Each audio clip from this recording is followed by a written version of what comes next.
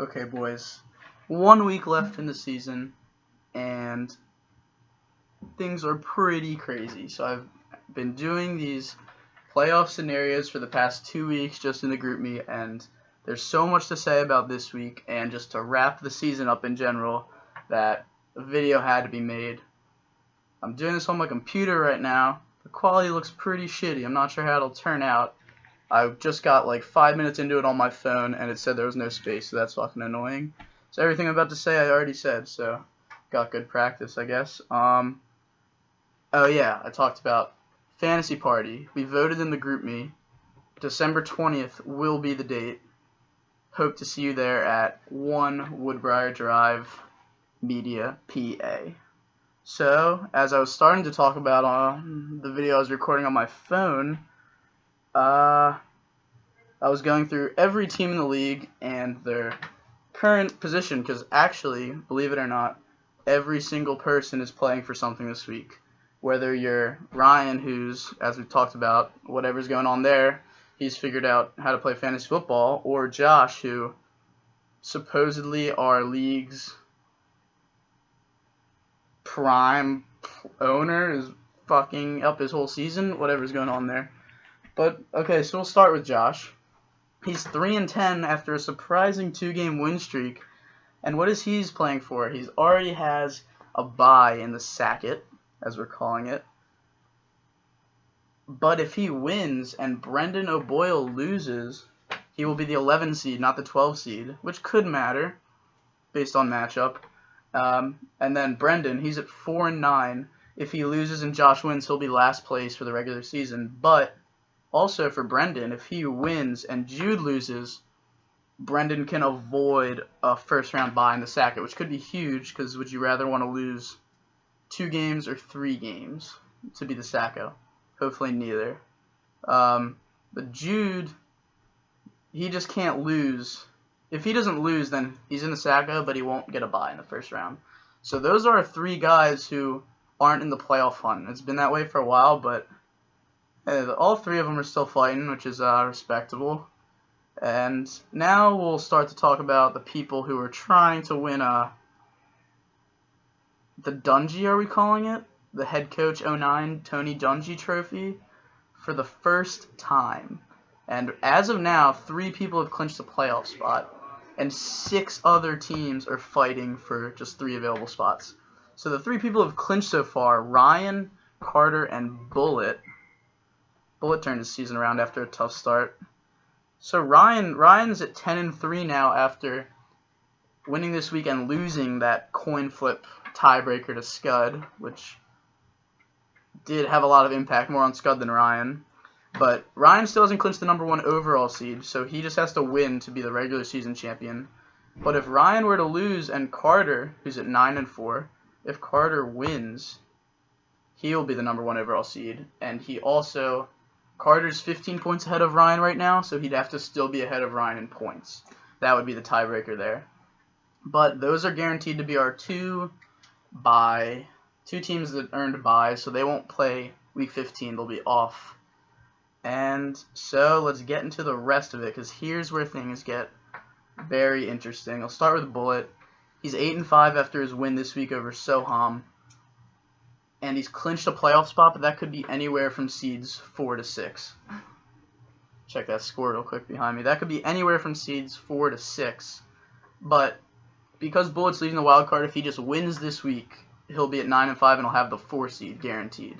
That can't change if he wins. If he loses, he'll still be in the playoffs, but either in 4, 5, or 6. A lot of stuff impacts it. Let me figure out what to talk about next. Next, I'll talk about Nate and Scud's division. I can't remember if it's East, West, or Central, or whatever. So, after that coin flip playoff, that was so exciting, I was lucky enough to witness. Scud is at 6-7, and Nate's at 7-6. Now, Scud, though he's hanging around, poor showing by the commish, he is, after this week, going to be the lowest points total in the entire league. But he can still have a shot at the playoffs if he beats Nate, because they're playing head-to-head. They would both be 7-7, And for divisions, unlike wild cards or just buys or all that other stuff, the tiebreaker's head-to-head, and Scud would have swept Nate on the season. So that game is winner take all for that division. Now Scud, if he loses, he's at 6-8. He's out. That won't be good enough to make the playoffs, no matter what happens. Nate, if he loses, will be 7-7, and then a lot of interesting stuff happens because we can have up to 5 teams at 7-7 for 2 available spots after this week. So I'll start to get into that. Everyone that could possibly be 7-7 is, well, actually it would be 6 teams if Scud won, but he wouldn't matter anymore because he'd have won his division.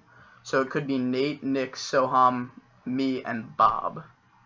So here's where things got interesting, and I had to write myself a bunch of notes. So I'll just post in the group me, like, if you just want to hear this part, skip to like 6 minutes it looks like. So out of all those teams, Nick and I are the only 2 that play head-to-head this week.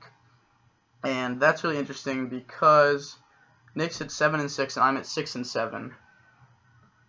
Now, I'm not going to talk about my season too much here, but I'm at 6-7 right now with the highest points total in the league after this week. So all I'm going to say is you motherfuckers better hope I'm not in the playoffs. I'll just leave it at that. So I play Nick. If I win, I'm guaranteed to still have the highest points total of all the 7-7 teams, so I would be in with a win. Even if Soham wins, I would have the 6th seed.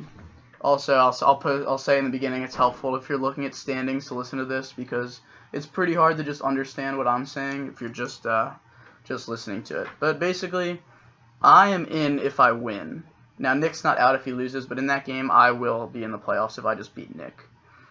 Now, Nick, on the other hand, if he beats me, he's in guaranteed, and he could be as high as the 4th seed. Like, all Nick has to do is beat me, and he's in the playoffs. Soham also just has to win, and he's in. Now, he's playing Bless, which is a tough matchup for him. Let's hope he sets his lineup in his most important week of the year. But, yes, if Soham wins, he is in. But if Soham loses, out of all of those teams that could be 7-7, Soham has the lowest points scored on the season, so he doesn't have good odds if he is to lose. So it's really for Soham he wins or he's out. That's what he should count on. Shouldn't hope for some crazy circumstances to happen.